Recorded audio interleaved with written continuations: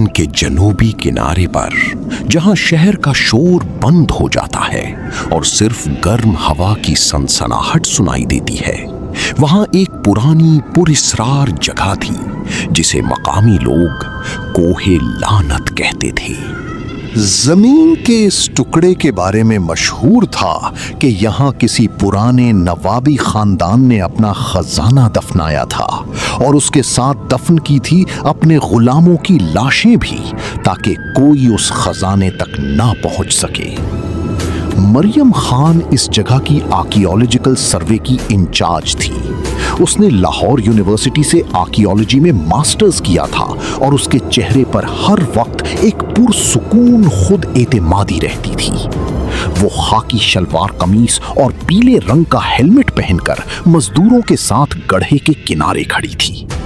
मशीनें मुल्तान की सख्त चिकनी मिट्टी को तोड़ रही थीं और गहरे नीचे से इंसानी हड्डियां बाहर निकल रही थीं। टूटी हुई खोपड़ियां, बाजू की हड्डियां, पसलियां।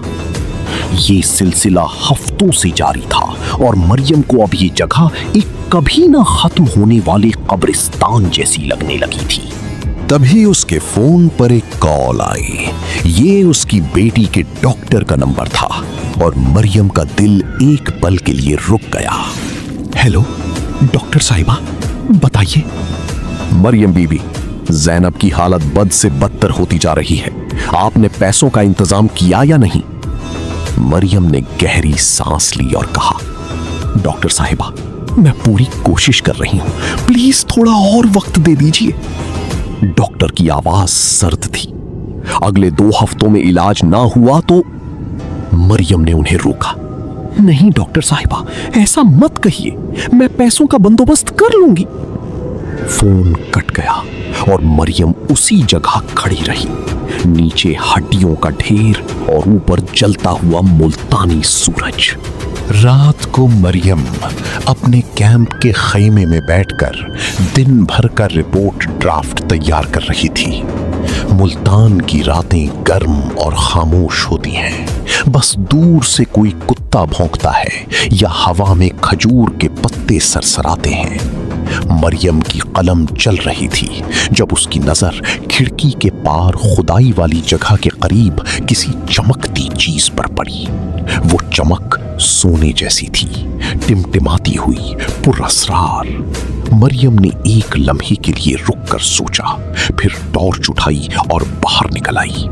वो उस जगह गई, एक भारी पत्थर को रॉड से हटाया और वहां उसे मिट्टी में दबे 2 चमकती सोने के सिक्के मिले। वो पुराने जमाने के मालूम होते थे। उन पर नवाबी दौर के निशान थे और एक तरफ कोई इबारत कुंदा थी। मरियम ने एक सिक्का उठाकर गौर से देखा, हल्का सा दांतों से काटा और फौरी समझ गई कि ये खरा सोना है, असली, खालिस, कीमती। उसका दिल तेजी से धड़कने लगा। उसने वायरलेस निकाला अपनी टीम को बताने के लिए, लेकिन अगले ही पल वो रुक गई। ज़ैनब का चेहरा उसकी आंखों के सामने आ गया। बीमार, कमजोर, पीली पड़ती बेटी जो कैंसर से लड़ रही थी और जिसके इलाज के लिए मरियम के पास पैसे ना थे।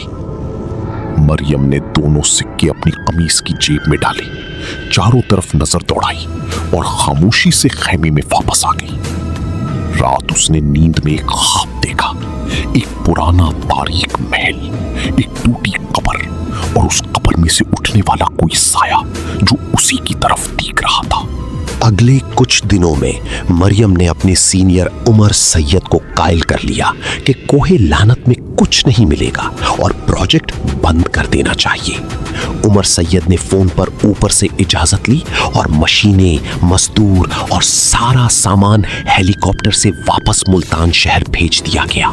मरियम ने सिक्के बेचे, ज़ैनब का ऑपरेशन हुआ और वो उसे घर ले आई, कराची के पुराने क्लिफ्टन मोहल्ले के उस छोटे फ्लैट में जहां वो दोनों माँ बेटी रहती थीं। लेकिन मरियम का दिल अभी भी कोही लानत में अटका था। वो सोचती रही, अगर 2 सिक्कों ने ज़ैनब का इलाज करवा दिया तो उस गहरी जगह में जो खजाना होगा वो उनकी सारी जिंदगी बदल सकता है। एक रात वो भारी औजार लेकर मुल्तान वापस गई और अकेली खुदाई शुरू कर दी। कई घंटों की मशक्कत के बाद वो उस जगह के बिल्कुल नीचे पहुंच गई जहां उसे लकड़ी जैसा कुछ महसूस हुआ। एक पुराना दरवाजा जो मिट्टी और वक्त के बोझ तले दबा हुआ था। उसने पूरी ताकत से धक्का दिया और दरवाजा खुल गया। अंदर कदम रखते ही उसने हेलमेट की लाइट जलाई और उसकी आंखें हैरानी से फैल गईं। वो जगह अनगिनत सोने की चीजों से भरी थी। एक पुराना शाही पालकी का ढांचा, तलवारें, गहनों के ढेर, मुगल दौर के सिक्के और कीमती जवाहिरात। मरियम ने थोड़ा आगे बढ़कर एक टूटी हुई कब्र देखी जो बिल्कुल खाली थी। उसमें कोई जिस्म नहीं था। वो चंद लम्हों के लिए सोच में पड़ गई, फिर वापस मुड़ने लगी।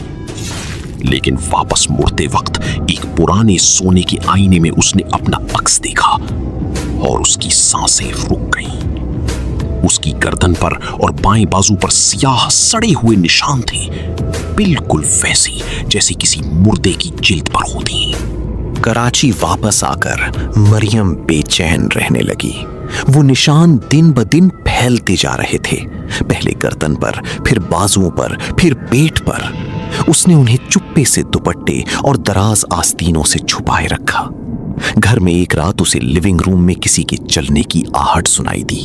वो घबरा कर उठी और कमरे कमरे तलाश करती रही, लेकिन कुछ ना मिला। तभी पीछे से किसी ने उसे छुआ। वो पलटी तो सामने ज़ैनब थी, प्यारी मासूम बेटी। मम्मा, भूख लगी है। मरियम ने सुख का सांस लिया, लेकिन जब वो ज़ैनब को किचन ले गई तो वापस आकर उसने दीवार पर एक अजीब निशान देखा, मिट्टी का बना हुआ हाथ का निशान, बिल्कुल ताजा। अगले दिन मरियम ने अपनी सीनियर अमर सैयद को फोन किया और रोने के करीब होकर सारी बात बताई। सिक्कों की चोरी, खजाने का राज और अब अपने जिस्म पर ये निशान। अमर ने कहा, मुझे जगह के कोऑर्डिनेट्स भेजो, मैं वहां जाकर उन पुराने कतबों को पढ़ने की कोशिश करता हूं। मरियम ने मान लिया, लेकिन उसी रात जब वो बालकनी में बैठी थी तो उसने उस अजीब आकृति को दूर गली में खड़ा देखा। वही मुर्दे जैसा जिस्म, आधा सड़ा आधा साफ, और जहां जहां मरियम के जिस्म पर निशान थे वहां वहां उस आकृति की जिल्द साफ और चिकनी थी। मरियम समझ गई, वो आकृति अपना सड़ा हुआ जिस्म उसके जिस्म से बदल रही थी। वो डर के मारी दीवार से लग गई और उसका दिल भी तहाशा धड़कने लगा। मरियम अगले दिन डॉक्टर के पास गई। उसके पूरे जिस्म पर वो स्याह सड़े हुए निशान फैल चुके थे और उसने चेहरे पर नकाब पहन रखी थी। डॉक्टर ने कहा, ये किसी इन्फेक्शन जैसा लगता है, प्लास्टिक सर्जरी से शायद ठीक हो सके, 10 लाख रुपए होंगे। मरियम ने कहा, जितने भी हो मैं ले आऊंगी, बस आप मुझे ठीक कर दीजिए। उसने कोहे लानत से लाए खजाने में से कुछ और बेचा और रकम जमा करवा दी। ऑपरेशन थिएटर में लेटे हुए उसने आंखें बंद की। दूसरी तरफ उमर सैयद उसी खजाने के गड्ढे में उतर चुका था, लेकिन उसे वहां के कतबे पढ़ने नहीं थे। वो मरियम को बचाने नहीं बल्कि उस खजाने को समेटने आया था। यहाँ ऑपरेशन थिएटर में वही अजीब आकृति डॉक्टर का रूप धारे मरियम की जिल्द एक एक करके उतार रही थी अपने लिए। जब सब कुछ हो गया तो वो आकृति मरियम की हम शक्ल बन चुकी थी, बिल्कुल मरियम जैसा चेहरा, लेकिन आंखें बिल्कुल सर्द, बेजान, डरावनी। और उसी वक्त जब उमर सैयद बैग भरकर निकलने लगा तो एक अनदेखी ताकत ने उसे रोक लिया और दीवार से जा चिपकाया। उसके पांव हवा में उठ गए। कौन है वहां, कौन है? वो चिल्लाया। तभी मरियम की शक्ल में वो आकृति आगे बढ़ी, अपना सिर एक तरफ झुकाकर उसकी आंखों में देखा। उमर सैयद की आंखें फैल गईं और उसके मुंह से बस एक आवाज निकली, नहीं। कोहे लानत की जमीन ने एक बार फिर अपना हिसाब वसूल कर लिया था। जो भी इस जमीन का सोना चुराने आता है वो अपनी जिल्द छोड़ जाता है या अपनी रूह।